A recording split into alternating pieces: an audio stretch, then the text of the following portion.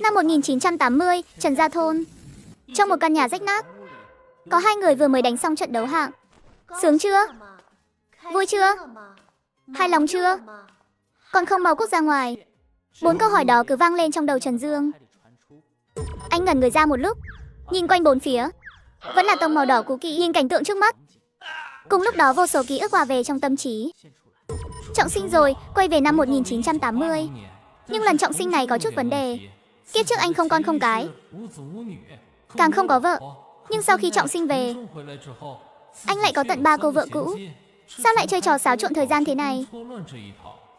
Anh đưa mắt nhìn người phụ nữ tuyệt mỹ trước mắt. Đây là người vợ cũ thứ 3 của tôi, Lý Song Nguyệt. Vừa mới ly hôn một ngày trước. Đây là đang đánh trận đấu hạng cuối cùng. Còn trợn mắt nhìn tôi làm gì? Kết hôn hơn 2 năm rồi anh nhìn chưa chán sao? Nếu chưa chán sao anh còn đòi ly hôn với tôi? Mau đi ra ngoài. Trần Dương lúc này mới phản ứng lại, loạng choạng bước ra ngoài. Lúc này đầu óc anh vẫn còn đang mụ mẫm. Hashi, trọng sinh thì trọng sinh, sao lại lòi ra tận 3 cô vợ cũ thế này? Lần trọng sinh này lạ quá. Nhưng đây đúng là nhà mình. Đúng là mình rồi. Nhưng chuyện này là sao chứ? Không lâu sau, nghe thấy tiếng đóng cửa phòng phía sau. Thầy Lý Song Nguyệt bước ra. Cô ấy chẳng thèm biết anh lấy một cái, đi thẳng vào bếp chuẩn bị nấu cơm. Người phụ nữ đẹp thế này sao mình lại ly hôn nhỉ? Tính tình lại còn tốt, lại rất hiền thục. Mẹ kiếp, mình bị bệnh à? Trong lúc anh đang ngẩn người, mẹ anh là Đinh Tiểu Nga quẩy quang gánh bước vào. Mẹ đi đâu về thế? Trời mưa thế này sao mẹ cứ chạy ra ngoài suốt thế? Người mẹ ướt hết cả rồi này. Mẹ đi đâu á? Mẹ đi đến tiệm bán giày mà. Cái đồ du thủ du thực như con. Mấy người chúng ta mà không đi bán ít đồ thì cái nhà này sống sao nổi.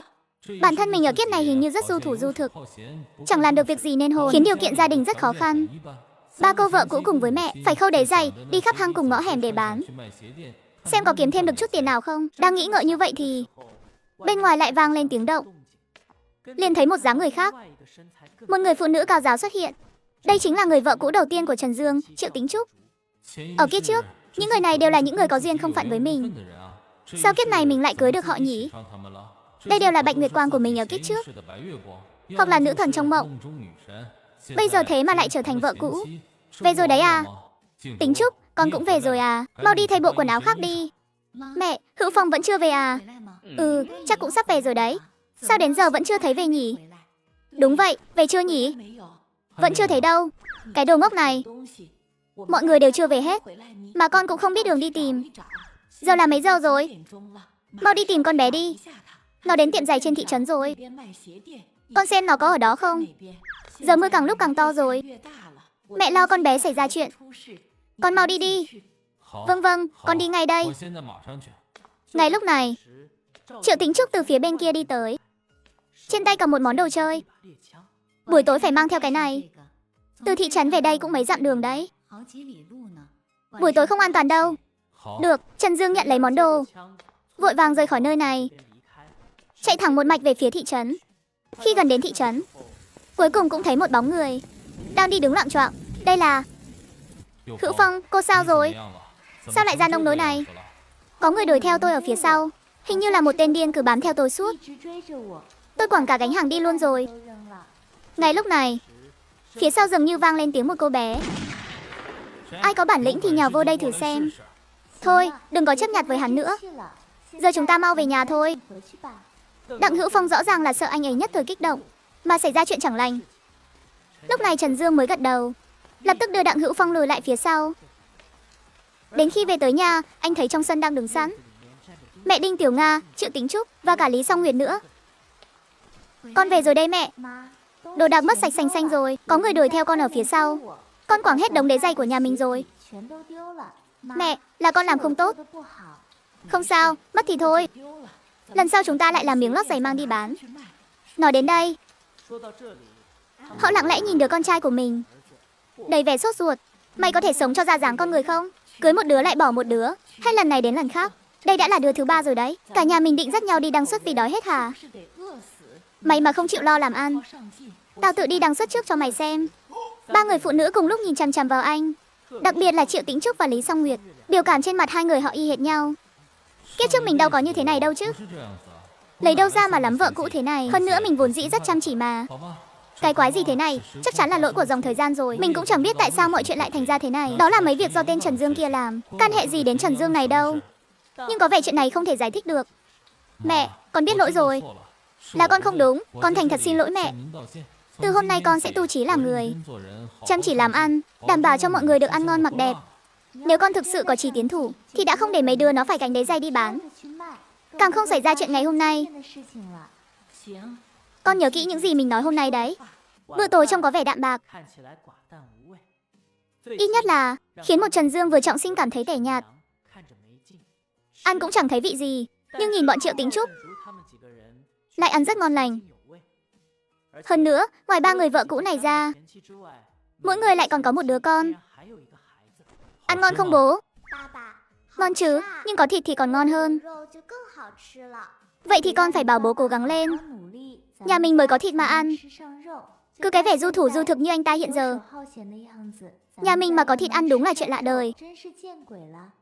Ý à, bố chị giỏi lắm đấy. Đặng Hữu Phong không nói gì. Hừ, chỉ liếc Trần Dương một cái. Được rồi, là con không ra gì. Con định làm gì đây? Con có thể sống cho ra dáng con người không? 3 đứa con dâu này của mẹ, đứa nào cũng xinh đẹp, đảm đang tháo vát, đều là những người giỏi giang. Sao mà lại vớ phải cái hạng không ra hồn người như con? Làm khổ đời người ta thế này. Con không biết lời ra tiếng vào trong thôn. Nói nhà mình ra cái thể thống gì rồi à? Bây giờ vẫn còn du thủ du thực như vậy. Con định để mẹ tức chết mới cam lòng sao? Trước đây đúng là con đã làm sai. Nhưng hiện giờ nhà mình đã thành ra thế này. Con cũng không còn cách nào khác. Mẹ bảo Tính Trúc và mọi người đừng đi bán đế giày nữa. Thứ đó không bán được nữa đâu. Cứ chạy ngược chạy xuôi buôn bán thế, chẳng mấy mà thành mỹ nhân đen nhẻm mất. Con không muốn cô ấy trở nên như vậy. Từ hôm nay con sẽ nuôi sống cả nhà. Mọi người cứ yên tâm lo việc nhà là được rồi. Con lên núi đi săn. Đi săn? Bao lâu rồi con chưa lên núi săn bắn hả? Đúng là trước đây đã lâu không đi săn. Nhưng giờ cũng chẳng còn cách nào tốt hơn. Mẹ cứ yên tâm đi ạ.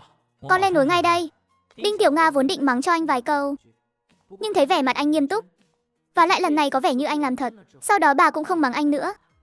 Nhìn ra bên ngoài, mưa cũng đã tạnh. Vậy con lên núi chú ý cẩn thận một chút. Trần Dương đáp một tiếng rồi đi lấy hàng nóng. Lúc này Đặng Hữu Phong lại đứng dậy. Trần Dương, anh tự cẩn thận đi. Đừng có mà đăng xuất ở trên đó. Nếu không mấy miệng ăn nhà mình biết sống sao. Trần Dương gật đầu, nhanh chóng biến mất trước mặt cô. Triệu Tính Trúc nghe xong cũng có chút bất lực. Đặng Hữu Phong này tính tình nóng này hơn hai người họ một chút. Lời nói nghe chừng cũng không lọt tai. Nhưng thực ra lúc nào cô ấy cũng quan tâm đến Trần Dương. Chẳng mấy chốc Trần Dương đã lên núi. Núi La Phong là địa điểm săn bắn nổi tiếng trong thôn.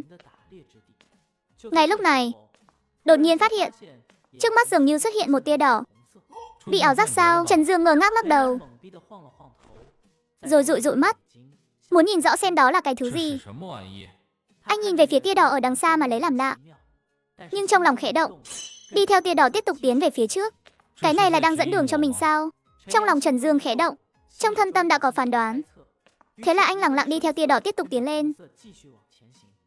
Đi như vậy được khoảng 10 phút, tia đỏ nhanh chóng dừng lại. Có vẻ như không di chuyển nữa. Đột nhiên nghe thấy tiếng động phía trước. Trần Dương bước tới nhìn, thấy phía trước có một con lợn rừng ít nhất phải 200 cân, đang thong dong tự tại ăn uống ở đằng kia. Nhìn thấy heo rừng, lòng anh chợt dao động. Đột nhiên phát hiện vệt đỏ phía trước đã biến mất. Đúng rồi, cái thứ này đang chỉ dẫn cho mình. Nghĩa là đây chính là ngọn đèn chỉ đường của mình. Cũng chính là bàn tay vàng của mình đây mà. Ha ha, tôi đã bảo mà. Mình trọng sinh trở về lẽ nào lại không có bàn tay vàng? Chứ chỉ cho mình trọng sinh không thôi thì có ích gì. Trong lòng anh vô cùng phấn khích, từ từ nhấc đồ chơi lên nhắm vào con heo rừng trước mặt. Giờ thì vận may đang đứng về phía mình. Kỹ thuật chắc chắn cũng thuộc về mình rồi.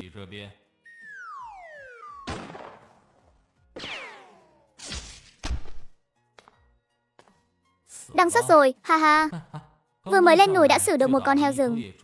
Xem ra bàn tay vàng này vẫn đang chỉ đường cho mình. Còn nữa không nhỉ? Theo vệt sáng đi tới phía bên kia, rất nhanh đã phát hiện một con gà rừng đang ở trên cây. Vệt sáng đỏ lại xuất hiện lần nữa. Anh nhìn về phía trước, phát hiện ra đó là một con thỏ. Anh nhắm bắn định cho con thỏ đăng xuất luôn, nhưng lại hơi do dự một chút. Cuối cùng không tiễn nó đi, mà chọn tặng cho nó một phát vào chân. Đừng nhìn tôi như vậy. Nhìn tôi cũng vô ích thôi, nhà tôi có 3 đứa nhỏ. Nếu có con thỏ rừng này về chơi cùng, không biết chúng sẽ vui đến mức nào. Thật sự xin lỗi mày nhé. Tâm trạng Trần Dương đang rất tốt. Dù sao thì cứ một phát là trúng một con. Trong chớp mắt đã hạ được 3 con mồi. Còn con mồi nào nữa không nhỉ? Nhưng thật đáng tiếc. Vết đỏ kia có vẻ như không xuất hiện nữa. Hoàn toàn biến mất khỏi đây. Dù sao cũng săn được con heo rừng hơn 1 tạ. Mang được nó về cũng tốn không ít công sức đâu. Thôi bỏ đi, mình cứ mang đống này xuống trước đã. Nhân lúc trời còn sớm đem bán con heo rừng này. Sau khi đã quyết định, anh mang gà rừng và thỏ rừng xuống trước. Con heo rừng này nặng hơn 1 tạ. Một mình chắc chắn không thể bê đi nổi. Phải vào trong thôn nhờ mấy người giúp mình khiêng nó xuống. Rất nhanh sau đó Trần Dương đã về đến nhà. Lý Song Nguyệt nghe thấy tiếng động, ngay lập tức bước ra ngoài. Anh về rồi à? Mày không anh, không săn được thì thôi vậy. Dù sao cũng đâu phải chỉ mình anh. Người khác lên núi cũng chẳng săn được gì đâu. Lý Song Nguyệt gần như buột miệng nói theo bản năng. Hoàn toàn không tin là Trần Dương lên núi mà còn săn được con mồi. Thế nên khi cô ấy đang nói đến đây, thấy hai tay Trần Dương đang xách một con gà rừng với một con thỏ trông như sắp hẹo. Con gà rừng này bị tôi xử lý rồi. Con thỏ này thì đang ngáp ngáp. Để xem có nuôi sống được không. Sau này đem cho lũ trẻ chơi. Tôi đưa mấy thứ này cho cô. Hiện giờ, trên núi vẫn còn một con lợn rừng hơn 200 cân nữa. Tôi phải vào làng tìm vài người giúp tôi khiêng con lợn đó xuống. Lát nữa tôi sẽ đi bán thịt lợn rừng. Vậy nhé. Nhìn Lý Song Nguyệt bị mình làm cho giật mình. Với ánh mắt không thể tin nổi, Trần Dương hơi chút đắc ý. Sau khi giao đồ cho cô ấy, liền quay người rời đi. Có chuyện gì vậy? Chẳng lẽ đã xảy ra chuyện gì sao? Có phải bị thương không? Người đâu rồi? Không sao, không sao. Anh ấy bảo là đi gọi mấy người trong làng để cùng lên núi khiêng lợn rừng rồi. Đây là thỏ rừng và gà rừng anh ấy săn được. Nhìn xem, con thỏ này vẫn còn sống này. Con gà rừng này thì hẹo rồi. Đều là do anh ấy săn được. Triệu Tĩnh Trúc và Đặng Hữu Phong ngẩn người, thẫn thờ nhìn mấy thứ trên tay cô ấy. Không thể tin được. Còn về phía Trần Dương, rất nhanh đã đến nhà bạn nồi khố Trần Đại Xuân. Chú Căn Thường, chú Căn Thường. Cha của Trần Đại Xuân tên là Trần Căn Thường. Theo vai với Trần Dương gọi ông ấy một tiếng chú. Cháu làm gì thế? Chú Căn Thường, cháu vừa xử được con lợn rừng ở núi La Phong. Nặng tầm hơn 200 cân. Một mình cháu khiêng không nổi. Chú với Đại Xuân cùng lên núi giúp cháu khiêng xuống nhé. Con heo rừng hơn 100 kg á? Cháu đang đùa đấy à? Chuyện này sao cháu đùa được ạ? Thật mà, chú mau chuẩn bị đồ đạc đi. Cùng Đại Xuân lên núi giúp cháu khiêng về. Chuyện này đúng là không thể đùa được. Hơn nữa theo lệ trong thôn, ai giúp khiêng con mồi xuống núi thì sẽ được chia chút thịt để ăn. Thời buổi này nhà ai có miếng thịt cũng khó. Nên Trần Căn Thường lập tức đồng ý. Con heo rừng ở đâu? Anh Dương, anh săn được heo rừng rồi sao? Anh giỏi thật đấy. Lúc này nhìn lại Đại Xuân, Trần Dương cảm thấy có chút bùi ngùi. Thực ra trước năm 8 tuổi Đại Xuân không như vậy. Cậu ấy từng là một đứa trẻ bình thường, cùng Trần Dương nghịch bùn thi xem ai té xa hơn. Mấy trò nghịch ngợm đều giỏi cả. Sau này chắc do ông trời cảm thấy Đại Xuân chơi vui quá rồi, nên muốn phạt cậu ấy một chút, để cậu ấy bị một trận sốt cao, rồi mới trở nên như thế này.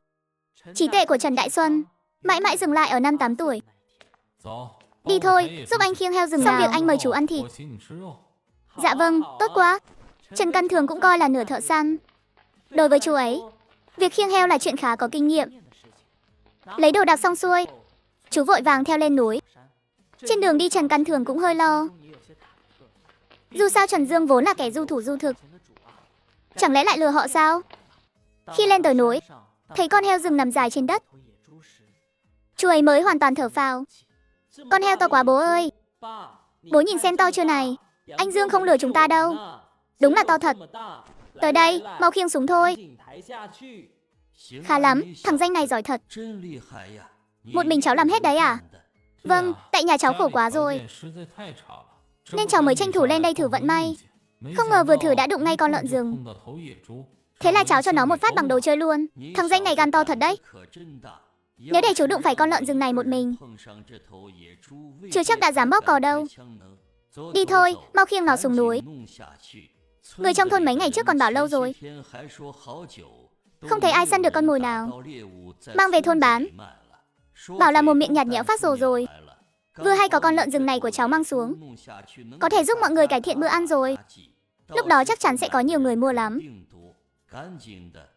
Ba người cùng hợp sức khiêng con lợn rừng xuống núi. Rất nhanh, ngôi làng yên tĩnh bị phá tan bởi một tiếng. Tiếng rao vang dội. Bán thịt lợn rừng đây. Bán thịt lợn rừng đây. Thịt lợn rừng ai săn được thế? Quan tâm ai săn làm gì? Có người bán thì mình đi mua thôi. Cái này không cần thêm phiếu thịt. Muốn mua bao nhiêu thì mua bấy nhiêu.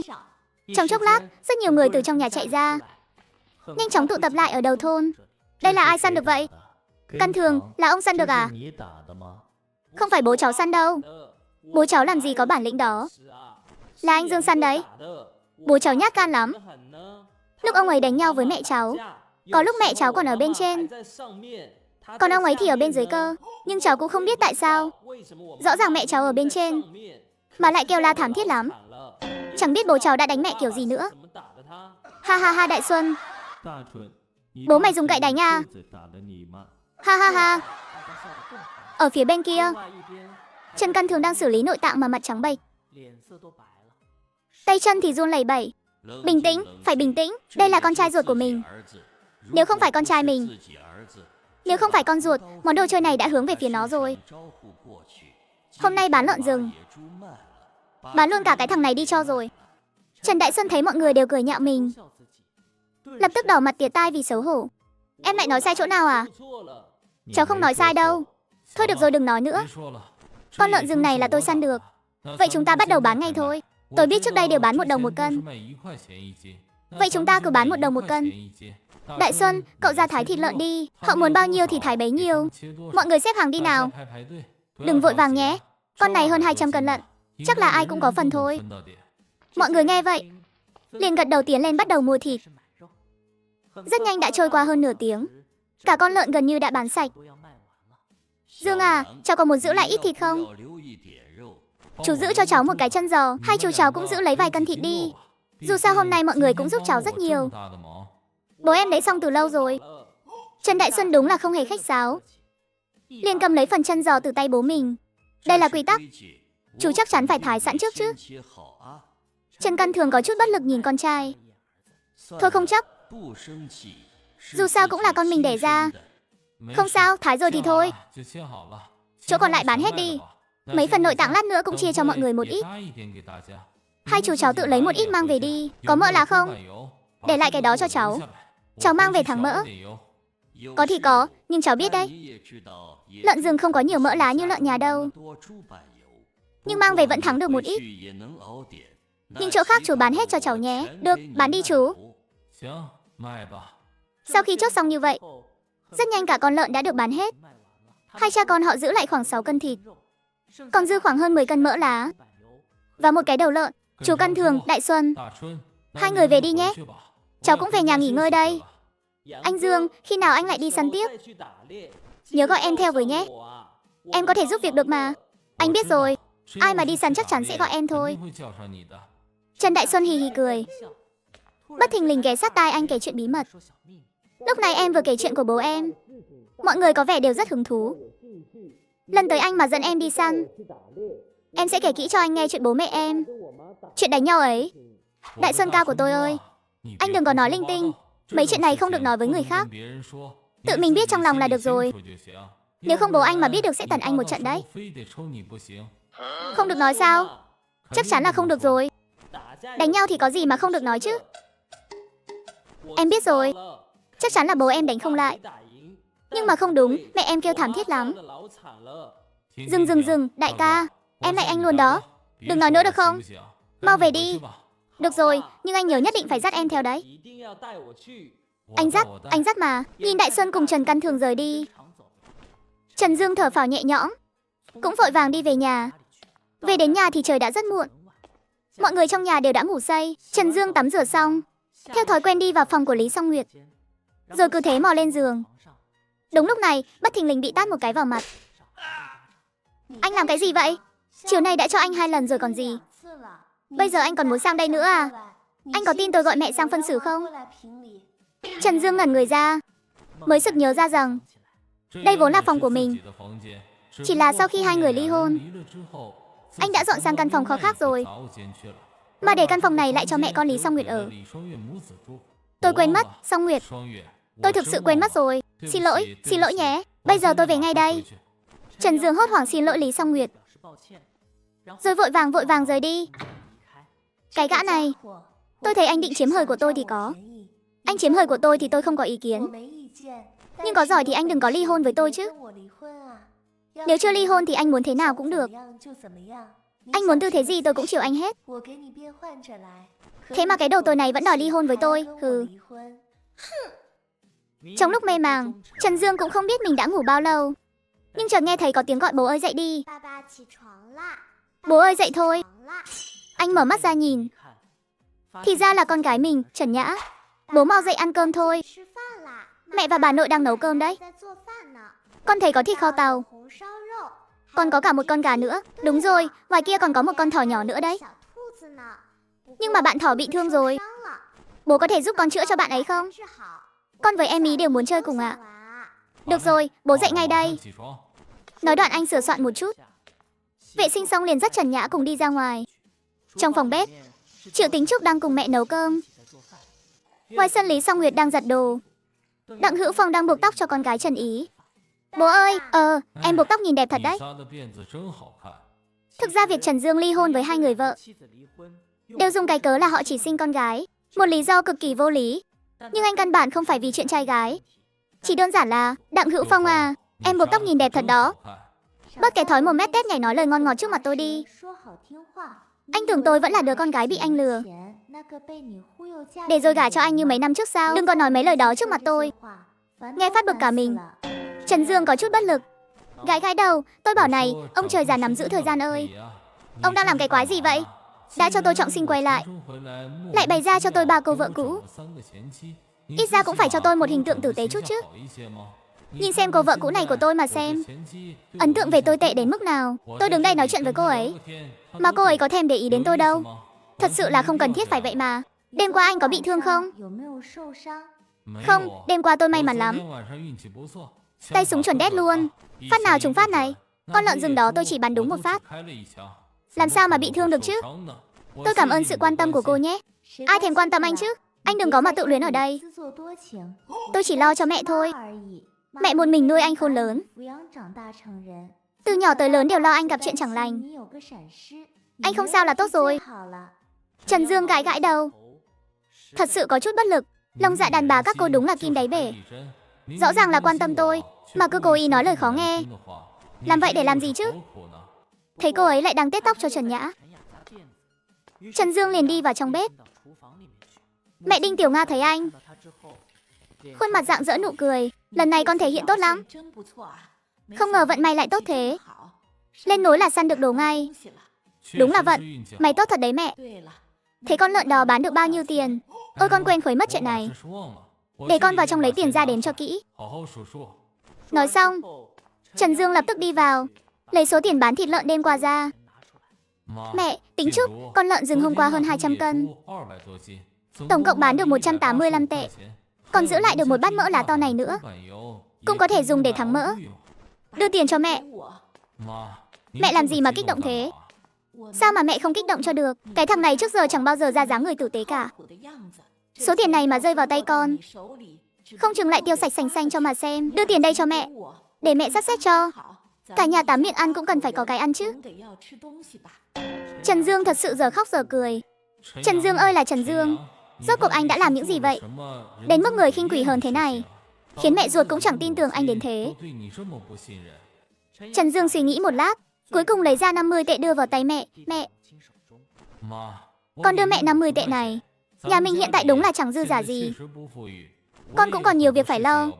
50 tệ này con đưa mẹ. Số còn lại con phải giữ để đi làm việc. Với tình hình nhà mình bây giờ, con phải lo liệu rất nhiều chuyện đấy. Đinh Tiểu Nga dường như vẫn chưa tin anh. Cầm lấy 50 tệ rồi nhìn chằm chằm vào anh. Mẹ xem nhà mình cái gì cũng thiếu. Con còn phải đi sắm sửa thêm đồ về nữa. Nếu con đưa hết tiền cho mẹ, thì sau này con tính sao đây? Coi như anh vẫn còn chút lương tâm. Được rồi, 50 tệ này mẹ cầm giúp anh trước. Còn nữa, đừng có chỉ đưa mỗi mẹ. 3 cô vợ của anh cũng cần tiêu tiền đấy chứ. Phải rồi, mấy cô vợ của mình cũng phải có tiền tiêu chứ. Ai cũng trông chờ vào mình mà. nên là cũng phải chia cho họ một ít. Tính Trúc, đây là tiền tiêu vặt của cô. Anh đưa 10 tệ cho Triệu Tính Trúc. Triệu Tính Trúc nhất thời không động đậy, mà quay đầu nhìn Đinh Tiểu Nga. Cô cũng cần tiêu tiền mà. Bọn trẻ cũng cần nữa. Cầm lấy đi, 10 tệ vào năm 1980 không phải là ít. Triệu Tính Trúc do dự một chút, cuối cùng cũng đưa tay nhận lấy. Hữu Phong, đây là tiền của cô. Đặng Hữu Phong không giống Triệu Tính Trúc. Cô ấy nhanh chóng nhận lấy. Đây là lần đầu tiên tôi được tiêu tiền của anh. Thật chẳng dễ dàng gì. Trần Dương nghe xong, coi như không nghe thấy gì. Cuối cùng lấy ra 10 tệ đưa cho Lý Song Nguyệt. Tôi biết nhà mình bây giờ khá nghèo, nhưng các cô cứ yên tâm, sau này tôi sẽ làm người tử tế. Các cô cũng không cần phải nghĩ đến việc đi khâu đế giày mang ra tiệm bán nữa. Cái đó không bán được đâu. Cho dù sau này các cô muốn làm ăn, muốn cải thiện tình hình trong nhà, cứ nghe theo tôi là được. Hi hi, nghe theo anh sao? Chẳng phải chúng tôi vẫn luôn nghe theo anh đó sao? Nghe theo anh nên mới mắc lừa mà gả cho anh.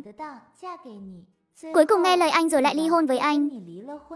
Bây giờ người trong thôn, bề ngoài thì khách sáo với chúng ta, nhưng sau lưng chẳng biết họ nói chúng ta thế nào đâu. Đều bảo chúng ta là lũ ngốc. Nhà mình toàn mấy người đàn bà ngốc nghếch. Chỉ có anh là người đàn ông thông minh thôi. Chẳng phải là nên nghe theo anh sao? Trần Dương cười gượng một tiếng, có chút bất lực nhìn Đặng Hữu Phong một cái. Lý Song Nguyệt và Triệu Tính Trúc đều không nói gì, nhưng rõ ràng cũng cùng một ý đó. Nếu anh thật sự rảnh rỗi thì lên sửa mái dột cho phòng của tôi đi. Đêm qua nước cứ nhỏ giọt suốt đấy. Được thôi, đợi lát nữa tôi sẽ đi dọn dẹp. Sửa mái dột cũng là một cái nghề, người bình thường chưa chắc đã biết làm. Trần Dương vác thang lên sửa mái dột. Cái gọi là sửa mái dột chính là dỡ bỏ phần ngói bị dột ra, sau đó lấp lại cho cô ấy những viên ngói mới. Sau khi sửa xong xuôi, thấy cũng ổn rồi, anh liền từ trên đó đi xuống. Hôm nay đúng là mặt trời mọc đằng Tây rồi. Trần đại thiếu gia nhà mình mà cũng biết leo lên sửa mái dột cơ đấy. Trần Dương đã quen rồi, cứ coi như không nghe thấy. Hôm qua mọi người chúng tôi đều ra ngoài bán đồ. Có phải anh đã đánh đôi với Lý Song Nguyệt không? Làm gì có chuyện đó. Cô đừng có nói bậy bạ. Làm gì có chứ, đúng không? Chắc chắn là không có rồi. Tôi đã ly hôn với cô ấy rồi mà. Chẳng lẽ cô không biết sao? Ly hôn thì đã sao chứ? Cái tên này toàn lời ngon tiếng ngọt thôi, chỉ khéo dỗ dành con cái thôi. Dù là tôi hay chị Tính Trúc, chẳng phải đều đã mắc bẫy của anh rồi sao? Hôm nay lúc Lý Song Nguyệt giặt đồ, tôi thấy cô ấy cứ lén lén lút lút cầm quần áo của mình, vò loạn xạ. Chắc chắn là anh đã để lại dấu vết gì trên người cô ấy. Anh thật sự tưởng tôi không biết gì sao? Nếu anh thấy thiệt thòi thì tôi cũng có thể thân mật với anh một chút. Anh nằm mơ đi. Anh tưởng tôi cũng giống như anh chắc. Tôi đang bảo anh hãy làm người tử tế đi. Đã ly hôn với người ta rồi, đừng có làm mấy chuyện linh tinh đó nữa. Lại còn định lừa cô ấy quay về để tiếp tục làm đám cưới với anh. Chẳng lẽ anh không sợ cả thôn cười nhạo sao? Trần Dương thở dài một tiếng. Tôi cũng chẳng muốn để mọi người cười nhạo, nhưng họ muốn cười thì tôi biết làm thế nào. Và lại họ cười nhạo tôi thật sao? Chẳng phải toàn là ghen ăn tức à? Ngoài ra trong bếp đã thắng xong mỡ lá thành nước mỡ.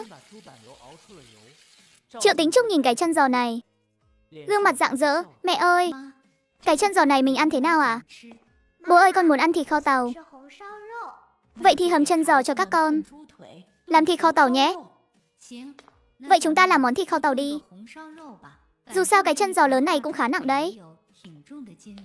Làm thêm món tóp mỡ nữa. Mẹ, dùng ớt xào với tóp mỡ đi mẹ. Con thấy bọn trẻ chắc chắn sẽ thích. Vậy thì xào thêm đĩa tóp mỡ, sau đó xào thêm đĩa rau xanh. Phải dùng mỡ lá để xào. Rau xào ra mới đặc biệt thơm. Mọi người nhanh chóng quyết định thực đơn. Mẹ đừng ngồi đây nữa. Mẹ ra ngoài đi à? Con với chị Tính Trúc ở đây nấu cơm.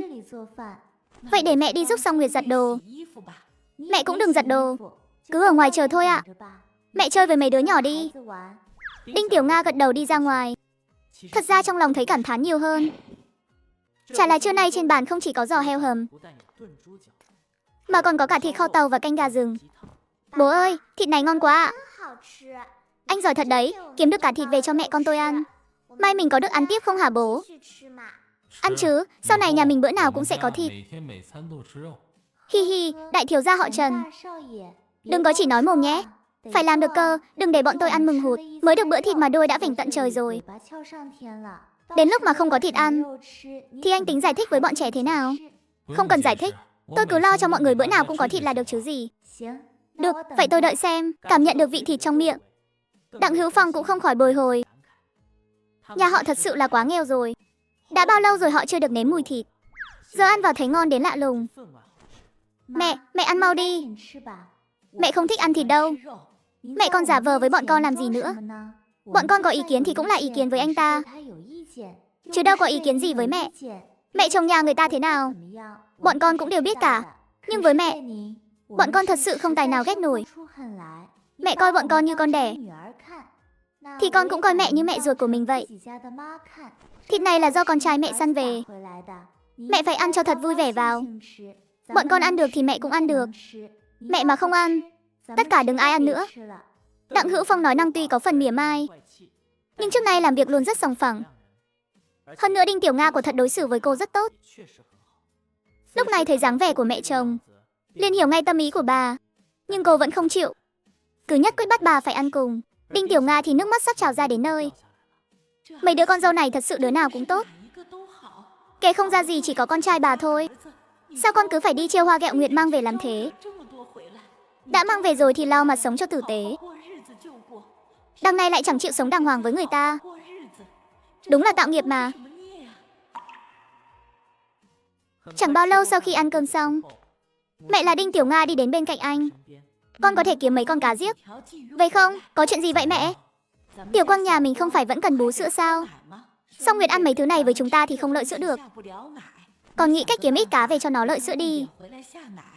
Canh cá giếc là tốt nhất để lợi sữa đấy. Trần Dương bừng tỉnh. Hóa ra là ý này. Có điều hôm qua lúc đánh trận đấu hạng với cô ấy, đúng là không cảm thấy có sữa thật. Xem ra, đúng là không đủ cung cấp cho con trai mình rồi. Mình nhất định phải giúp việc này. Nhưng sao hôm qua cô ấy không nói với mình nhỉ? Đều là vợ cũ của mình cả, có gì mà phải ngại chứ. Vậy chiều nay con ra sông xem thử, xem có bắt được cá không. Con điên rồi à? Con đi mua của người ta đi. Con còn đòi xuống sông bắt cá. Con mà bắt được cá sao? Với lại nhà mình lấy đâu ra lời cá? Đến cái bè tre cũng không có mà đòi đi bắt cá. Con đang nghĩ cái gì thế? Chẳng phải trên người con còn hơn 100 tệ sao? Mẹ bảo này, đừng có mà tiêu xài hoang phí. Có tiêu thì mua sắm vật dụng gì cho gia đình ấy. Con biết rồi. Thấy mẹ nói xong rồi rời đi. Trong lòng Trần Dương chợt nảy ra ý định. Đúng là được bà ấy nhắc nhở. Chỗ mình có cả sông cả núi, lên núi săn bắn cũng được, mà xuống sông bắt cá cũng xong. Hà tất lúc nào cũng phải lên núi săn bắn chứ. Mình đi lên thị trấn mua ít dụng cụ bắt cá. Lát nữa dẫn Đại Xuân cùng đi bắt cá. Nghĩ thông suốt, mắt anh sáng lên. Lập tức đi lên thị trấn mua lưới cá. Anh chi 32 tệ trên thị trấn để mua lưới cá và một vài dụng cụ khác. Sau khi mua thêm 2 cây thuốc lá, anh vội vàng quay trở về nhà. Khi anh đi ngang qua sông Phong, anh phát hiện những điểm sáng đỏ lại xuất hiện lần nữa, hiện ra mờ ảo ngay trên mặt sông. Có kinh nghiệm săn bắn trên núi, Trần Dương nhận ra ngay. Chỗ đó đại diện cho việc có con mồi. Nói thẳng ra là có cá đang đợi mình. Lát nữa mình sẽ quay lại. Không ngờ vừa mới về đến nhà, đã thấy Đại Xuân ở trước cửa nhà mình, đang lén lút thò đầu nhìn. Vào trong, Đại Xuân. Mày tìm tao hả? Anh Dương sao anh không ở nhà thế? Em đến tìm anh. Chẳng phải hôm qua chúng ta đã hẹn rồi sao? Lúc nào rảnh anh dẫn em lên núi săn bắn. Tối nay chúng ta có đi săn không? Tối đi săn à? Vâng, hôm qua anh săn được mồi. Trong thôn có rất nhiều người đang rục dịch, nói là muốn đi săn đấy. Em nghe bố em bảo họ định lên núi, nên em mới qua đây tìm anh, hỏi xem anh có đi không. Chuyện tối tính sau, nhưng bây giờ tao đi đánh cá. Mày có hứng thú không? Trần Dương chợt nảy ra ý định, đột nhiên nhớ ra một chuyện. Đại Xuân, nhà mày có bè tre đúng không? Đại Xuân, lát nữa tao định đi đánh cá, mày giúp tao một tay. Mày cứ vào nhà với tao đã. Nói xong, Trần Dương dẫn Trần Đại Xuân cùng vào trong nhà. Thím ơi, Đại Xuân, cậu đến rồi à? Ngồi đi, ngồi đi. Chị dâu Song Nguyệt. Đại Xuân khỏe không? Tiểu Quang ngủ rồi. Bé thằng bé lên giường ngủ đi. Em cũng tranh thủ nghỉ ngơi một lát. Đại Xuân ngồi chờ nhé. Tôi bế Tiểu Quang vào trong đã. Vâng thím. Trần Đại Xuân chứng kiến cảnh này, cảm thấy hơi ngưỡng mộ Trần Dương. Anh Dương giỏi thật đấy. Lấy được tận 3 người vợ xinh đẹp. Sau này em cũng phải lấy 3 người vợ đẹp như thế. Đến lúc đó em sẽ mời anh Dương qua, giúp em thẩm định xem cô vợ nào lợi hại nhất, xếp thứ hạng cho mấy chị ấy. Với lại lúc đó còn phải thỉnh giáo anh Dương một chút, xem anh ấy quản lý mấy cô vợ này thế nào. Lúc này Trần Dương trong nhà đã xử lý xong xuôi mọi việc, mới bước ra ngoài lần nữa. Chuyện lên núi săn bắn chúng ta khoan bàn tới. Nhưng giờ tao định đi đánh cá. Đi, chúng ta về tìm bố mày. Tao mượn bố mày cái bè tre. Được thôi, đi đánh cá cũng hay lắm. Trước đây em cũng hay theo bố đi đánh cá, giúp được việc làm đó nha. Chỉ là dạo này cá khó đánh quá. Bố em nói khó mà bắt được cá, nên ông ấy cũng chẳng mấy khi đi nữa. Anh muốn dùng thuyền thì không cần nói với ông ấy đâu, cứ bảo với em một tiếng là được, để em đi lấy cho anh dùng là xong. Thế không được, bè tre này là của bố mày. Cháu nhất định phải đích thân nói với chú ấy. Đi thôi. Tại nhà Đại Xuân, Trần Căn Thường đang lau cây đồ chơi của mình. Thấy con trai mình cùng Trần Dương đi vào nên có chút ngạc nhiên. Tiểu Dương à, hôm qua cháu bán một con lợn rừng ở trong thôn. Cả làng đều biết hết rồi. Nghe bảo cháu săn được lợn rừng trên núi La Phong.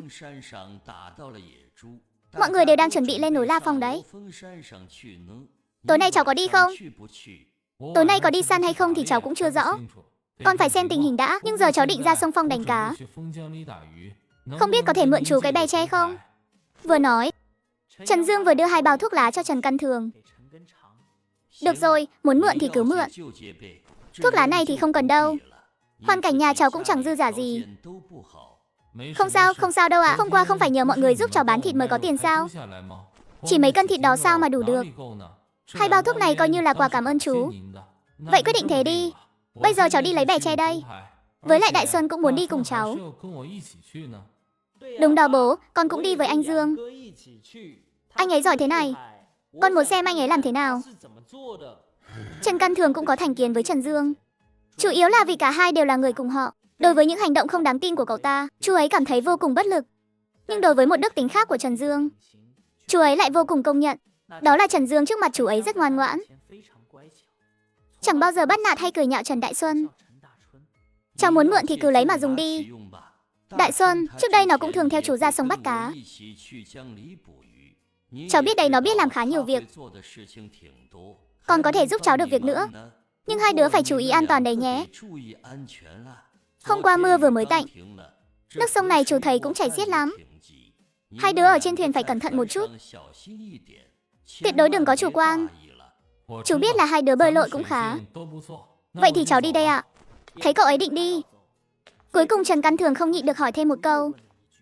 Tối nay cháu có đi săn không? Đợi cháu đánh cá về rồi tính sau ạ.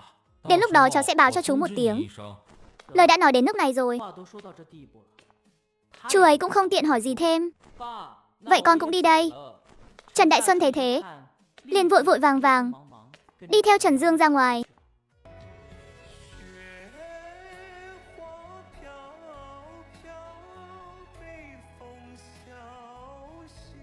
Vào những năm 80, người khác muốn cưới một cô vợ cũng khó, mà Trần Dương lại cưới được tận 3 người, trực tiếp trở thành anh chàng nổi bật nhất làng. Chẳng vậy sao? Vừa nghe mẹ nói vợ cần uống canh cá giếc để lợi sữa cho con bú, anh liền dẫn theo bạn thân đến sông Phong đánh cá. Vừa tới nơi, những điểm sáng đỏ lập tức hiện ra. Điều này khiến Trần Dương mừng rỡ vô cùng. Là một người trọng sinh, dưới sự hỗ trợ của bàn tay vàng, chỉ trong vòng 2 tiếng ngắn ngủi, cả hai đã thu hoạch đầy ắp trở về. Anh Dương, nhìn này, em cũng bắt được cá rồi. Ha ha, tuyệt quá đi mất. Anh xem có bao nhiêu là cá này. Phát tài rồi, chúng ta phát tài rồi. Em có thể về gáy với bố em rồi. Bảo với ông ấy là cá ông ấy không bắt được thì em bắt được. Mau đưa số cá này lên bờ thôi. Hôm nay chúng ta đi đánh cá như thế này, cả hai bên đều có thu hoạch. Về nhà rồi bố mày chắc chắn sẽ khen mày cho xem. Về nhà rồi bố sẽ khen em. Lúc đó em sẽ đưa ra một yêu cầu với bố, bảo ông ấy cưới vợ cho em. Anh xem, anh có tận 3 cô vợ rồi, mà em chẳng có cô nào. Tuy em không giỏi giang như anh, nhưng cưới cho em một cô vợ cũng không quá đáng chứ. Nhắc đến chuyện cưới vợ, Trần Đại Xuân tỏ ra đầy hứng thú. Trần Dương khẽ thở dài một tiếng. Bố mày sao có thể không cưới vợ cho mày chứ? Chỉ là tình trạng của mày hơi khó lấy vợ thôi. Nếu không thì với cái tuổi 26 của mày, đáng lẽ đã phải lấy vợ từ lâu rồi, chẳng phải là vì hết cách rồi sao? Rất nhanh hai người đã quay lại bờ, dỡ hết số cá đánh được xuống. Tâm tính Trần Đại Xuân như trẻ con, nhìn thùng cá lớn mà tự tay mình bắt được. Càng nhìn càng thấy vui, vẫn là đi đánh cá với anh sướng nhất. Em cũng có thể quăng lưới trúng. Mỗi lần đi đánh cá với bố đều chẳng bắt được gì. Ông ấy tự đánh đến chán mới cho em thử. Quăng vài mẻ lưới, nhưng ông ấy còn không bắt được thì em sao bắt được. Đi đánh cá với anh bắt được mà em cũng bắt được. Thế này tốt biết bao nhiêu. Lần sau em lại đi đánh cá cùng anh. Nghe cậu ta cứ lẩm bẩm như vậy, Trần Dương không nhịn được mà bật cười. Đại Xuân, cá của mày có muốn bán không? Bán cá sao? Được ạ. Nhưng em để lại một con cá to để tự ăn. Chỗ còn lại thì mang đi bán. Thế thì ổn rồi. Mày ở đây đợi tao nhé. Giờ tao vào thôn mượn xe ngựa. Chúng ta lập tức lên trấn bán cá. Trên trấn quanh năm đều có người thu mua cá. Đồ tốt thế này họ chắc chắn sẽ lấy. Mày cứ ở đây đợi tao đấy nhé. Bây giờ tôi về đây. Nói xong Trần Dương vội vàng chạy về nhà. Trần Dương về nhà lấy một bao thuốc lá, rồi đi thẳng lên đội tìm đội trưởng Trần Đức Thanh. Thằng nhóc mày chạy đến đây làm gì? Lại du thủ du thực không chịu đi làm việc chứ gì. Bây giờ đã khoán sản phẩm đến hộ cả rồi. Dụng đất nhà mày rốt cuộc mày có chịu lo trồng trọt không? Lại định để mẹ mày với mấy cô vợ cũ phải ra đồng làm ruộng thay à? Mày mà còn cứ như thế này nữa, có ngày tao sẽ thu hồi lại ruộng của mày đấy. Trần Đức Thanh cũng là người họ Trần, cùng tông cùng tộc với nhau, Thư hiểu cái tính nết của thằng cháu này là hạng gì, nên mới dùng mấy lời lẽ này để dọa hắn. Ruộng đã chia hết xuống rồi, làm sao có thể thu lại được chứ? Trần Dương tất nhiên là hiểu rõ, ông ấy chỉ đang dùng lời nói để dọa mình thôi. Hơn nữa hắn cũng biết chú Đức Thanh mắng là vì tốt cho mình. Chú Đức Thanh, chú giúp cháu một việc với. Cháu muốn mượn xe ngựa của thôn một lát. Hôm nay vận may của cháu khá tốt, đánh được không ít cá dưới sông Phong. Nhiều cá như vậy, mang về nhà chắc chắn là ăn không hết. Nên cháu muốn mượn chú cái xe ngựa, chở ra chợ bán cho bằng hết. Mày mà cũng đánh được cá sao? À không, nghe nói hôm qua mày săn được lợn rừng, đã bán cho cả thôn rồi. Số mày dạo này đỏ thế à? Lên núi thì săn được lợn rừng, xuống sông lại bắt được cả đống cá, chứ còn gì nữa ạ. Chú cũng biết rồi đấy, hoàn cảnh nhà cháu chẳng ra làm sao. Nếu cháu không chăm chỉ hơn một chút thì nhà cháu sắp không còn cơm mà ăn rồi. Chú cho cháu mượn nhé. Xe ngựa ở ngay trong sân kia, tự mình vào dắt đi. Với lại lần sau mượn đồ của ta không cần đưa thuốc lá đâu. Mày chỉ cần chịu làm người tử tế là được rồi. Trong lòng Trần Dương có chút bồi hồi, hắn liên tục cảm ơn, rồi nhanh chóng vào sân dắt xe ngựa, vội vàng quay trở lại phía bờ sông. Trần Đại Xuân đang đứng đó đợi đến mức sốt ruột. Khi nghe thấy tiếng động, cậu ấy liền vui vẻ giúp anh khiêng đồ lên xe. Anh Dương, cá của mình mang lên trấn bán cho ai vậy? Chúng ta cũng đâu có quen ai thu mua cá đâu. Bố em thì có quen đấy, nhưng mà bố em không có ở đây. Tạm thời đừng quản nhiều thế, cứ đến đó rồi tính sau. Trần Dương không nói nhảm nữa, dốc sức đánh xe ngựa đi thẳng lên trấn. Cuối cùng cũng đã tới nơi. Mặc dù trong tay có nhiều cá như vậy, nhưng bán cá đúng là một vấn đề nan giải. Trần Dương khẽ cau mày, nhìn ngó sang xung quanh một chút.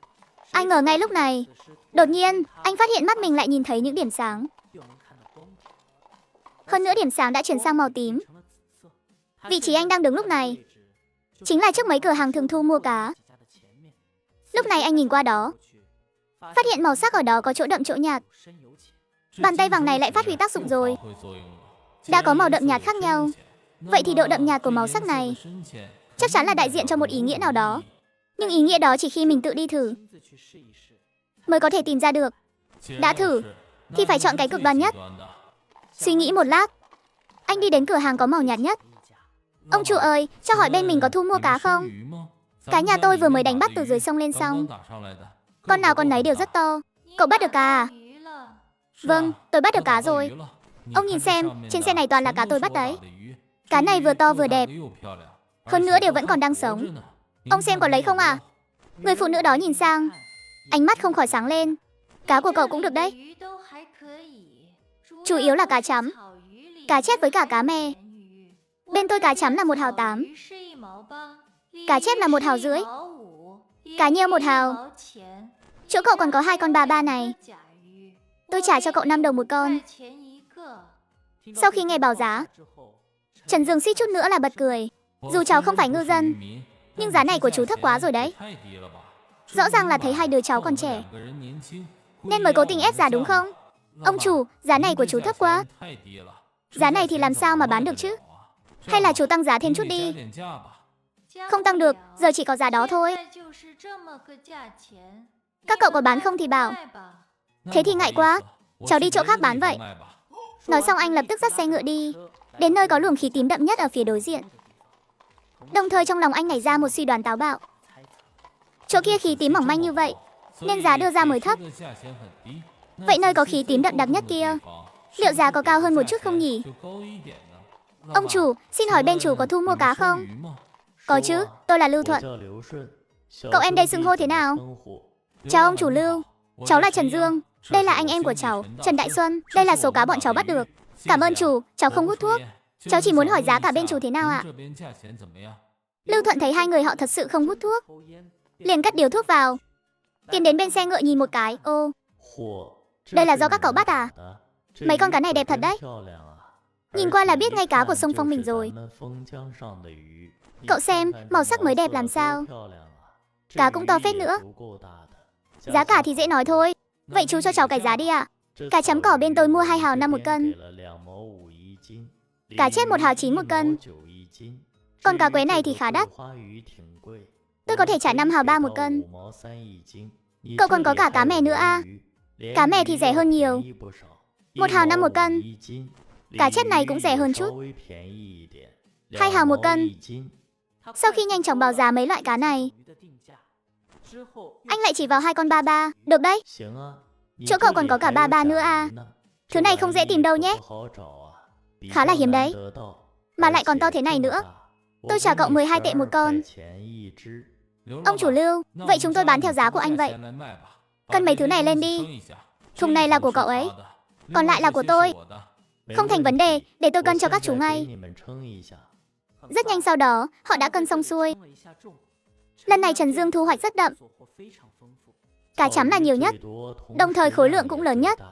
70 chỉ nở, 2 cân là 19,8 tệ. Cá chép 35 cân được 7 tệ. Cá mè 28 cân được 4 nỡ 2 tệ. Cá quế 10 cân 3 lạng được 5 tệ. Cộng thêm 2 con ba ba là 24 tệ nữa. Tổng cộng tất cả là 65 tệ. Phía cậu em Đại Xuân thì ít hơn một chút. Tổng cộng được 10 tệ. Tuy Trần Đại Xuân chỉ bán được 10 tệ, nhưng với cậu ấy thế là quá nhiều rồi. Nhưng sau khi bán xong mấy thứ này, hai người vẫn giữ lại một ít đồ. Đặc biệt là chỗ Trần Dương còn giữ lại một con cá chấm to, một con cá mè lớn, với vài con cá giết nhỏ. Trần Đại Xuân cũng giữ lại một con cá chấm to. Ông chủ Lưu, vậy chúng tôi đi đây. Cậu em họ Trần này, sau này có hàng như vậy nữa, cứ đến tìm tôi bất cứ lúc nào. Chỗ tôi lúc nào cũng thu mua hết. Mà giá tôi đưa ra chắc chắn là cao nhất trấn này. Được, Trần Dương gật đầu, rồi lập tức đưa Trần Đại Xuân rời khỏi đó. Trần Đại Xuân là người vui nhất. Không ngờ lần này mình lại có thể kiếm được tiền. Đại Xuân, tao định mua ít đồ mang về. Mày có muốn mua gì không? Nếu không mua thì cứ ở trên xe ngựa đợi tao. Đợi tao mua xong rồi chúng ta cùng về nhà. Nhìn trời thế này, chắc lúc về tới nơi thì trời cũng tối hẳn rồi. Sắp đến giờ công rồi đấy. Được, vậy em đi mua đi. Em không cần mua, nhà em có đủ cả rồi. Lúc về em sẽ đưa tiền cho bố mẹ em. Hai người họ chắc chắn sẽ vui lắm. Trần Dương mỉm cười, lập tức đi mua đồ. Đã bắt được cá rồi, tối nay chắc chắn phải ăn cá. Nhưng chỉ ăn cá thôi thì sao đủ? Cá với đậu phụ là cặp bài trùng, hay là làm món đầu cá om đậu phụ đi. Trần Dương mua đậu phụ xong, lại đến hợp tác xã mua bán, muốn mua thêm một ít đồ khác. Ví dụ như gia vị chẳng hạn. Sau khi mua xong gia vị, lại thấy trong hợp tác xã còn có bán giày trẻ em. Thế là mua cho Trần Nhã và Trần Ý mỗi đứa một đôi giày. Còn về bé út Trần Quang, giờ vẫn chưa dùng đến, nên anh mua cho nó một bộ quần áo. Mặc dù lần này kiếm được hơn 60 tệ, nhưng đống đồ này mua xong cũng tốn gần 20 tệ rồi. Vào những năm 80, nhà Trần Dương nuôi 3 cô vợ cũ và 3 đứa con, cùng với một bà mẹ già. Cả làng chỉ có mình anh như vậy thôi. Bố về rồi ạ. Con xem trong thùng là cái gì này? Là cá đó, hôm nay bố bắt được cá rồi. Tối nay nhà mình ăn cá nhé. Con xem, ở đây còn có đậu phụ nữa nè. Dương à, hôm nay còn bắt được cá sao? Vậy tối nay chúng ta có cá ăn rồi. Vâng, tối nay ăn cá. Với lại để con xuống bếp. Ha ha, coi như cũng được cải thiện bữa ăn. Bắt được mấy con cá rồi. Mang ra ngoài cũng dễ nói với người ta rằng anh cũng là một ngư dân rồi. Chúng ta cũng có cá mà ăn rồi. Cũng được đấy, chỉ là không biết ăn cá lần này thì lần sau phải đợi đến bao giờ? Hữu Phong, cô tưởng tôi chỉ bắt được mấy con này thôi sao? Tôi bắt được nhiều lắm đấy. Hơn 100 cân lận, chẳng qua là bán hết rồi. Nếu anh thực sự nói với tôi như vậy, tôi còn thấy đống cá này có phải anh bỏ tiền ra mua về không? Trong mắt em anh không đáng tin đến thế sao? Tin anh á? Em đừng không tin anh. Anh thực sự đánh được nhiều thế mà. Chẳng qua là bán hết rồi. Em nhìn xem, đây là tiền bán cá này. Đúng là mặt trời mọc đằng Tây rồi. Tất nhiên rồi. Hơn nữa anh còn mua quà cho các con nữa. Em xem, đây là giày cho Trần Nhã và Trần Ý. Em thay cho chúng đi. Trần Quang còn nhỏ quá chưa đi giày được. Anh mua cho nó một bộ quần áo. Em xem đẹp chưa này? Mọi người cứ ở đây xem đi. Tôi vào trong nấu cơm đây. Nhìn bóng dáng Triệu Tính Trúc đang bận rộn trong bếp, trong lòng Trần Dương thoáng chút hối lỗi. Tính Trúc để anh nấu cơm cho. Hôm nay anh đánh được cá, chúng ta làm món cá ăn. Còn nữa anh cũng mua cho Trần Dương đôi giày. Đều ở ngoài kia cả. Họ đều đang xem ở ngoài đó. Căn bếp này cứ giao cho anh. Có anh làm rồi em không phải lo đâu. Em ra ngoài đi. Anh chắc chứ? Đúng vậy, em ra ngoài đi. Lát nữa đợi ăn cơm là được rồi. Trần Dương biết giờ mình nói gì cũng vô ích.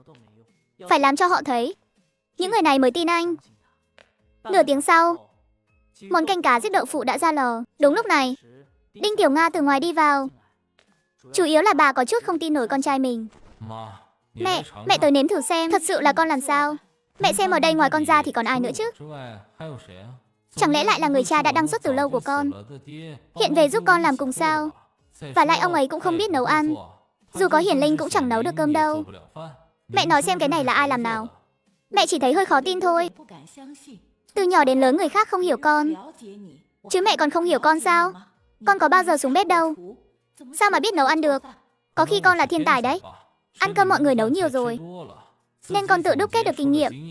Thử chút tay nghề xem sao, ai dè cũng được phết. Mẹ đừng thắc mắc chuyện này nữa. Cô con dâu đó của mẹ đang thiếu sữa. Món này là để lợi sữa cho cô ấy. Mau bưng ra cho Song Nguyệt đi mẹ. Con biết nấu ăn thật à? Được, vậy bữa tối giao cho con đấy nhé. Để mẹ bưng cái này ra cho mọi người cùng húp. Chủ yếu là cho Song Nguyệt uống thôi nhỉ? Không lẽ con chưa bị họ mắng đùa hay sao? Mà con lại chỉ cho mình Song Nguyệt uống. Đến lúc đó xem hai cô vợ cũ kia của con có ghét con không cho biết. Không phải, họ đâu có cần lợi sữa nữa đâu. Và lại trong bếp, con còn đang chuẩn bị nấu canh đầu cá đậu phụ nữa. Lát nữa món đó sẽ cho cả nhà cùng ăn. Còn món này là để lợi sữa cho Song Nguyệt. Mẹ cứ đưa cho cô ấy húp là được rồi. Giải thích như vậy thì còn nghe được. Thế là Đinh Tiểu Nga lập tức bưng canh cá ra ngoài. Song Nguyệt, lại đây. Mọi người cùng lại đây ăn nào. Đây là canh cá giết lợi sữa nấu riêng cho con đấy. Con ăn trước đi. Một lát nữa sẽ có thêm canh đầu cá đậu phụ, nhưng vẫn còn đang nấu ở trong bếp. Chúng ta cứ đợi ăn thôi. Chị Tính Trúc, chị Hữu Phong, các chị cùng ăn đi ạ. Đâu phải chỉ dành riêng cho em đâu. Tôi chả dám ăn đâu. Đây là canh lợi sữa chồng cô nấu cho cô mà. Lát nữa mà tôi ăn vào, biết đâu anh ta lại có ý kiến với tôi thì khổ. Đặng Hữu Phong vẫn giữ cái giọng điệu mỉa mai đó. Song Nguyệt, em cứ ăn đi. Chẳng phải mẹ nói trong bếp còn canh đầu cá đậu phụ sao? Cái đó mới là cho cả nhà chúng ta ăn. Giờ sữa của em đang không đủ. Đứa nhỏ còn chẳng có mà bú kia. Bọn chị sao có thể hút canh của em được chứ? Lý Song Nguyệt biết mình không thể thuyết phục được họ, chỉ đành tự mình uống bát canh. Lại qua thêm khoảng nửa tiếng đồng hồ, Trần Dương ở trong bếp đã nấu xong xuôi các món. Mẹ vào lấy bát đũa chuẩn bị ăn cơm. Cầm nước xong xuôi rồi. Anh gọi mẹ vào làm gì? Hay là không dám vác mặt ra gặp bọn tôi? Mẹ ra thế rồi mà anh còn bắt mẹ làm việc. Cô vào đây là muốn xem tôi nấu món gì đúng không? Tôi biết cô thích ăn cá mè mà. Nhìn này, có thịt cá mè đây. Tôi đem đi on đấy. Ngon lắm luôn. Lát nữa cô ăn nhiều vào nhé. Đặng Hữu Phong sững người một chút. Trong mắt cô ấy bỗng thoáng chút rưng rưng. Nhưng đột nhiên cô ấy tát thẳng vào mặt anh một cái. Hừ. Cái đồ này lại bắt đầu mồm mép tép nhảy rồi. Muốn lừa tôi đúng không? Anh tưởng tôi là Lý Song Nguyệt à? Lừa một câu là chị đánh đôi với anh sao? Nghĩ đến mấy chuyện anh lừa tôi trước kia là tôi lại thấy bốc hỏa. Nói xong cô ấy cầm bát đũa, đùng đùng nổi giận đi ra ngoài. Trần Dương tự dưng ăn một cái tát. Thật sự là cạn lời luôn. Đặng Hữu Phong bình thường tính tình nóng này, lúc đánh đôi còn bốc lửa hơn. Độ tương thích với mình cực kỳ cao, lần nào cũng khiến mình lưu luyến không rời. Kiếp trước đúng là thứ mình mong mà chẳng được. Kiếp này ông trời lại chiếu cố mình. Sau khi trọng sinh quay về, con cưới được một người phụ nữ cực phẩm như vậy. Thế mà mình lại đi ly hôn. Chẳng phải là tự tìm đường đăng xuất sao? Không được, không được. Ba người vợ hiền này, không ai có thể chạy thoát được. Tôi nhất định phải đưa họ quay về vòng tay của mình. Hơn nữa, nhìn bọn họ có vẻ không muốn đoái hoài gì đến mình. Thực ra ai cũng đều quan tâm đến mình cả. Chỉ là ai nấy cái miệng cũng đều cứng lắm thôi. Nhưng miệng các cô có cứng đến đâu thì đã sao chứ? Tôi còn có thứ khác cứng hơn nhiều. Đến lúc đó tôi sẽ dùng thứ cứng hơn đó để cạy miệng các cô ra, để xem miệng các cô còn cứng được nữa không. Trần Dương vừa nghĩ ngợi vẩn vơ vừa bắt đầu bưng đồ ăn ra. Chẳng mấy chốc, Trần Dương vừa ăn cơm xong, Trần Đại Xuân đã tìm tới. Anh Dương ơi, anh ăn cơm xong chưa? Tối nay chúng ta rốt cuộc có đi săn không à? Em thấy người trong thôn đều chuẩn bị xong cả rồi. Cả thôn chuẩn bị xong hết rồi, còn bố mày thì sao? Bố em đương nhiên cũng chuẩn bị xong rồi ạ. Em thấy anh mãi chẳng có động tĩnh gì, nên mới sang đây xem anh thế nào. Anh có đi không? Mày về nói với bố mày một tiếng. Tao không đi cùng mọi người đâu. Tao định tự đi một mình. Nếu bố con mày muốn đi thì có thể đi theo tao. Em cũng không muốn đi cùng bọn họ. Để em về nói với bố một tiếng. Bố em chắc chắn cũng sẽ đi theo anh thôi. Bọn họ đông người như thế. Với lại anh biết lần này ai dẫn đoàn không? Chính là cái lão Trần Đông Phong đó. Gã đó chẳng phải hạng tốt lành gì, lại còn lắm chuyện nữa. Em mới không thèm đi cùng lão ta. Được rồi, vậy mày về nói với bố mày đi. Chúng ta nghỉ ngơi một lát. Hơn 8 giờ rồi xuất phát. Được, được. Sau khi nhận được câu trả lời chắc chắn của Trần Dương, Trần Đại Xuân hớn hở chạy về báo cho bố nó biết. Tối nay con vẫn phải đi săn sao? Con đã bận rộn cả ngày rồi. Từ đêm qua đến tận chiều nay, chẳng thấy con nghỉ ngơi lúc nào. Hay là tối nay đừng đi nữa? Không sao đâu mẹ, nhà mình bây giờ có quá nhiều chỗ cần dùng đến tiền. Thời gian này con sẽ chăm lên núi hơn, đi săn rồi xuống sông bắt cá, để cải thiện cuộc sống gia đình mình. Ngày tháng này tuy có hơi khổ cực, nhưng cũng không thể để bản thân quá khổ được. Đinh Tiểu Nga nghe thấy những lời này, nước mắt thiếu điều muốn trào ra luôn. Bà luôn mong mỏi bấy lâu nay, rằng có ngày con trai mình sẽ thông suốt mọi chuyện, để tu chí làm ăn. Mẹ ơi, đợi lúc con kiếm được tiền rồi, sẽ dỡ bỏ ngôi nhà cũ này của chúng ta, để xây lại một ngôi nhà mới. Mẹ thấy thế nào? Cái thằng bé này, con lại nói nhảm gì thế? Nếu xây được nhà mới thì tất nhiên là tốt rồi. Nhưng mà xây nhà mới đâu có dễ dàng như vậy. Hồi đó mẹ với bố con kết hôn, bố con cũng từng nhắc với mẹ chuyện này. Nói là nhà mình cũ quá, lâu năm quá rồi. Nếu mà xây được cái nhà mới thì tốt biết mấy. Nhưng con đâu phải không biết. Sau đó bố con lại đi sớm. Mẹ phận đàn bà một mình chắc chắn không có cách nào xây nhà. Có thể nuôi con khôn lớn bình an đã là không dễ dàng gì rồi. Nên chuyện này đành phải gác lại thôi. Vâng, thực ra bố nói đúng đấy mẹ. Nhà mình đúng là có hơi cũ kỹ quá rồi. Không thể cứ ở mãi thế này được. Chúng ta có cách thì vẫn nên thay đổi một chút. Thế thì phải tốn bao nhiêu tiền cơ chứ? Thực ra yêu cầu của mẹ không cao. Mẹ chỉ mong con được yên ổn, làm tốt việc của mình, đối xử tốt với mấy đứa vợ cũ của con. Thế là mẹ vui hơn bất cứ thứ gì rồi. Mẹ ơi, con làm vậy chính là vì chuyện của mấy đứa con dâu của mẹ đó. Đinh Tiểu Nga giật mình, không kìm được mà nhìn kỹ anh thêm vài lần, nói mẹ nghe xem con nghĩ thế nào. Mẹ nghĩ mà xem, gia cảnh nhà mình bây giờ, chỗ ở cũng rất chật chội. Mặc dù mỗi người bọn họ đều có một phòng, nhưng nhà mình nát đến mức nào rồi chứ? Mái nhà thì dột nát, cứ ở thế này mãi cũng không ổn. Đợi con xây xong nhà mới, đến lúc đó mỗi căn phòng đều rộng rãi, khang trang sáng sủa, bọn họ ở đây cũng thấy thoải mái. Biết đâu sau này không muốn rời khỏi nhà mình nữa đâu. Mẹ có tận 3 cô con dâu cơ mà. Đến lúc đó tất cả đều quây quần bên mẹ, lại có 3 đứa cháu nội, tốt biết mấy. Biết đâu sau này con với họ chung sống hòa thuận, bọn họ lại sinh thêm cho mẹ vài đứa cháu nữa. Mẹ chẳng lẽ không vui sao? Câu nói này khiến Đinh Tiểu Nga cười đến mức không khép được miệng. Đúng rồi, cuối cùng thì con cũng đã nghĩ thông suốt rồi. Vậy thì con phải cố gắng lên đó, không chỉ là nhắm vào một người đâu. Mẹ thấy nếu con mà tán đổ được cả 3 đứa bọn nó thì tốt biết mấy. Lúc đó mẹ chẳng cần làm gì nữa, Chỉ ở nhà trông cháu cho con thôi. Đến lúc đó sinh cho mẹ thêm mấy đứa cháu nội nữa. Mẹ chẳng đi đâu hết. Ngày nào cũng ở nhà lau bỉm sữa cho tụi nhỏ. Chắc chắn sẽ nuôi dạy tụi nó thật tốt. Đời mẹ cũng chẳng còn mong cầu gì khác. Chỉ mong gia đình mình con đàn cháu đống. Con hãy cố gắng lên, nhìn mẹ vui mừng thế này mà xem. Lòng Trần Dương chợt thắt lại. Kiếp trước anh không vợ không con. Vào cái ngày mà mẹ anh ra đi, bà vẫn mang theo nỗi tiếc nuối khôn nguôi. Mẹ à, kiếp này ít nhất mẹ sẽ không còn hối tiếc nữa. Mẹ cứ chờ mà xem. Đến lúc đó con sẽ bảo ba người vợ hiền này sinh thêm cho mẹ thật nhiều cháu, để mỗi ngày mẹ đều được hưởng phúc con cháu đầy đàn.